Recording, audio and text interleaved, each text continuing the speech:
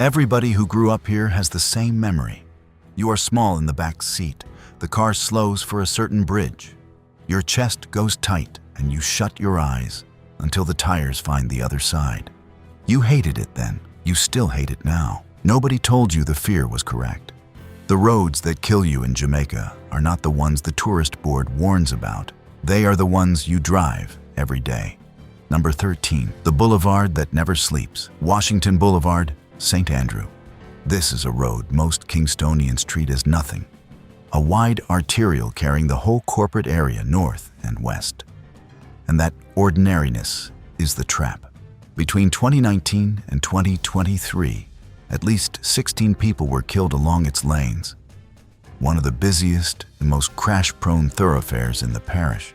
It was built the way so many Jamaican roads were built. Laid out for car speed straight through neighborhoods where people live, shop, and cross on foot.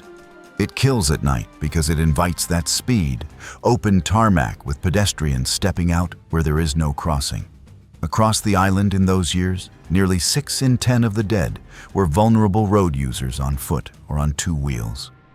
And a driver doing 80 does not see the person until the person is already on the glass. This island has not kept its road deaths below 300 since 2012, and the toll climbed to 487 in 2021 and 488 the year after.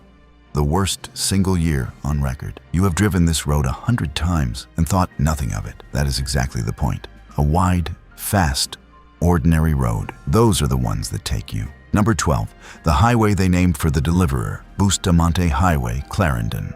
Named for Alexander Bustamante, the national hero who fought to free the working man and became the country's first premier, this was one of the earliest roads the authorities were forced to designate a crash hotspot, and it has never lost the title. In the 5 years to 2023, it claimed at least 27 lives, close to 5.5 every year. The stretch runs fast and flat through open cane country, and at night there is little lighting and little to slow anyone down.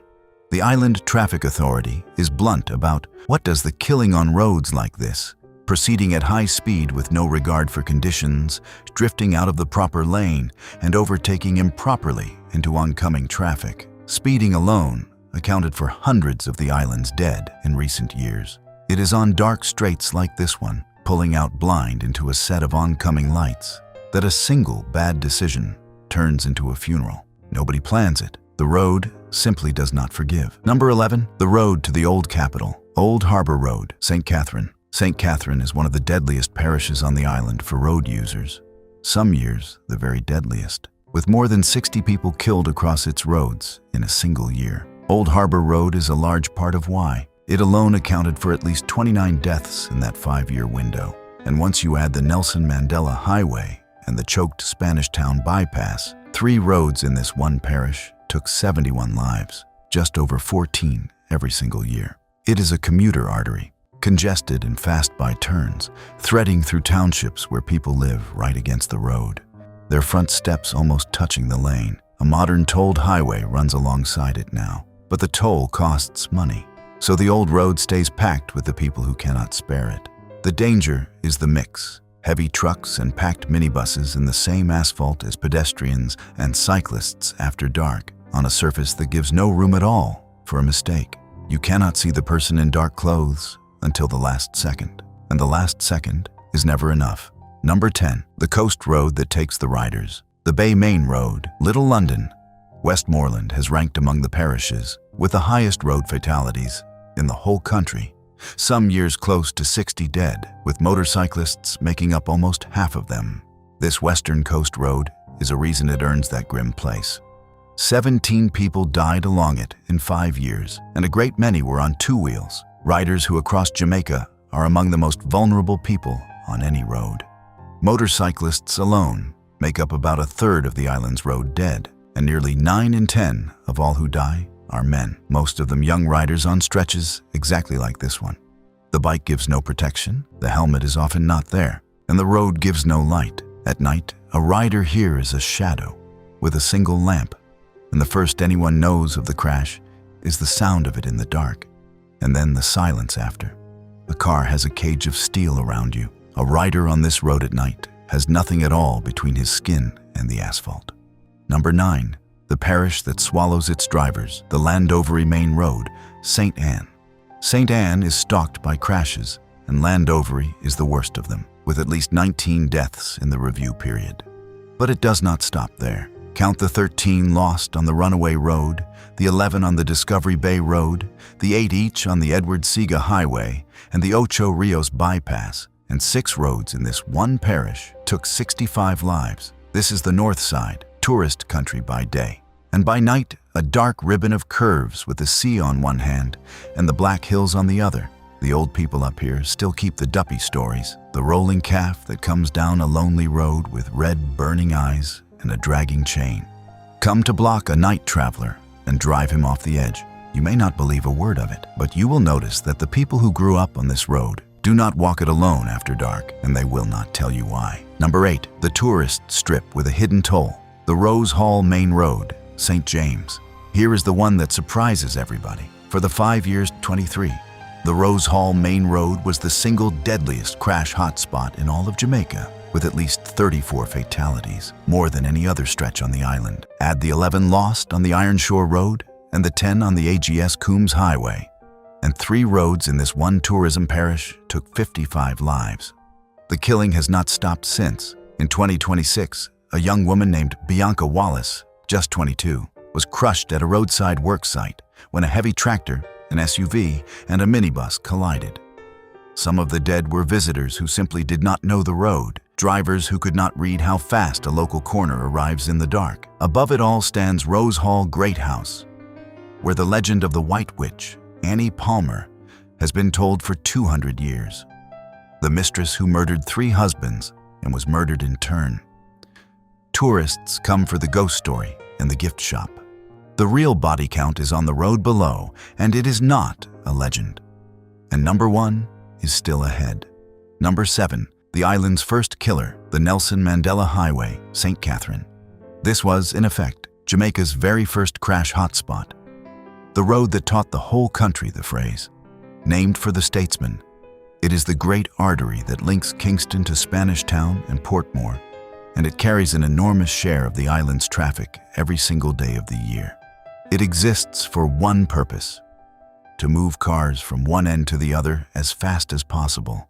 And it has taken at least 33 lives in 5 years, most of them in the vicinities of Central Village and the Cayamanas crossing, where the lanes open up and the speed climbs.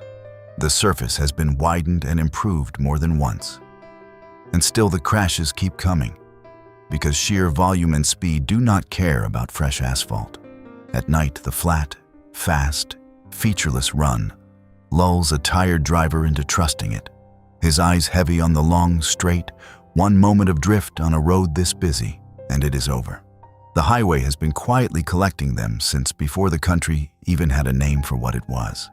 Number 6, the deadliest road on the whole island, the North Coast Highway. When the Mona Geoinformatics Institute measured every road in Jamaica, this newly built coastal highway came back as the most deadly stretch in the entire country, roughly 5 times deadlier than any other, having claimed more than 363 lives from over 5,600 crashes in a single decade. It was built smooth and wide and fast, and that is precisely the problem. A good road tempts a driver to trust it completely, and the same study found speeding to be the single biggest cause of fatal collisions on stretches like this. The long, dark runs between Ocho Rios, Runaway Bay, and Discovery Bay give that speed nowhere to go but head-on into another vehicle, and parts of the North Coast Road are known to turn slick and treacherous the moment it rains. Remember, of everyone killed on this island's roads in those 5 years, nearly 900 died in a handful of hot spots, exactly like this one. If you take only one road on this entire list at night, do not let it be this one. And if these are holding you, drop a comment with the parish you are watching from right now.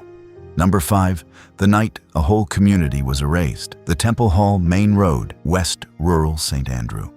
This tricky, twisting hill road above Kingston earned its place on this list with a single night. In February 2023, 5 young motorcycle riders from the Lawrence Tavern community were killed together in one crash on this stretch. 5 lives at one time, pushing its toll to 11 in 5 years. 5 families One road, one night, and a community that has never once been the same since. It became a national symbol of the carnage. 5 young men gone in a single instant on a stretch locals had feared for years. It winds and climbs and drops and has no forgiveness in it at all after dark. No lighting, no margin. And up here, the great silk cotton trees stand at the roadside. The trees, the old tradition says the duppies keep for themselves and no man should ever cut. People will tell you the road took those young men that night. The coroner will tell you it was the corner and the speed. Both of them are standing on the exact same piece of ground. Number 4, the causeway between the sea and the sea. The Palisadoes Main Road, Kingston. This is the thin spit of sand and stone that carries the road out to the airport. Water on both sides, fully exposed to wind and flood, with nowhere at all to run if it goes wrong. It is the only way in and out for the airport and the old fishing town of Port Royal. So when it goes under, an entire community is simply cut off from the island.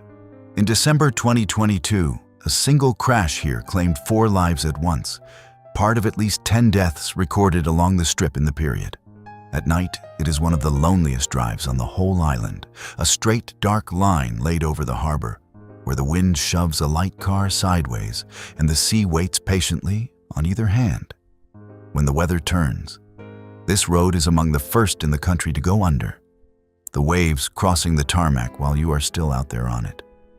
And the authorities have had to close it more than once as the harbor climbed the road. Beautiful in daylight, with the planes coming in low over the water. A trap in the dark. Number 3, the bypass that did not save them. The Melrose Hill Bypass, Manchester. The bypass was opened as part of the island's flagship toll highway network, sold to the public as modern, engineered, and safe. Built to lift the traffic off the old treacherous hill. And it too became a hot spot in its own right, claiming at least 14 lives in 5 years, matching the toll of the Winston Jones Highway nearby. In 2022, a single collision on Melrose Hill killed 3 people and left 13 others injured in one terrible stroke. A scene of torn metal spread clear across the carriageway. It runs the high, cool country of Manchester, well above the coast, and it drops and curves through mist that comes down without any warning at night. The kind of thick hill fog that erases a windscreen completely between 1 second and the next. You are driving, and then you are simply driving blind. A safer road that still fills its own steady share of graves.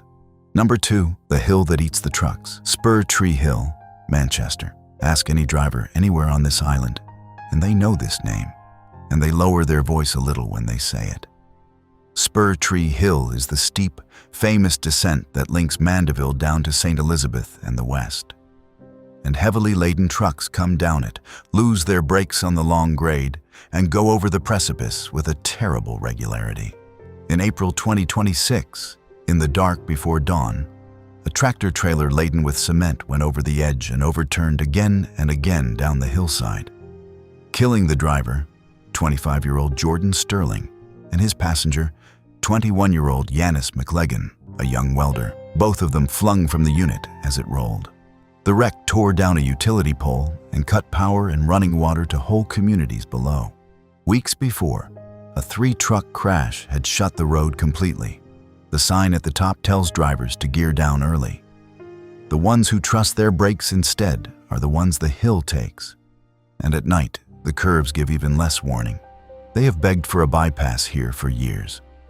The hill keeps collecting. Number 1, the bridge you already feared. Flat Bridge, Bog Walk Gorge, St. Catherine. This is the one from the back seat. This is the one your chest still remembers. Flat Bridge is one of the oldest crossings in all of Jamaica, built by enslaved hands back in the 1700s across the Rio Cobre, deep in the Bog Walk Gorge, with a sheer wall of rock on one side and the river on the other. The plantations were forced to give up 1 enslaved person for every 50 they owned to build it, and many of them died in the water doing so. It has no railings. It never has. Only low stone bumps. It carries the road on a single narrow lane laid almost level with the river, and when the Rio Cobre rises, the whole bridge simply goes under. The gates close, and still people try to cross. as they did in the floods after Hurricane Beryl. The record is long and exact. In June 1996, a minibus went off it, and 7 people drowned in the Rio Cobre. There were 3 more in 1998, and others before and long since. And once even a truck full of school children went over the side. A boy who could not swim somehow surfacing alive. And this is where the River Mama is said to live. The spirit of the gorge who surfaces only when the water turns a strange lizard green and pulls the fated car over the edge to join her below in the dark. They say every soul who ever tried to capture her ended up dead or broken in a hospital bed. The old people cross this bridge and say a quiet word under their breath. Now you know exactly why. The bridge is still there, the river is still there, and every single night, people still drive across the exact spot where the others went in. 13 roads, 1 island, a toll that never falls below $400 a year. Subscribe and we count the rest.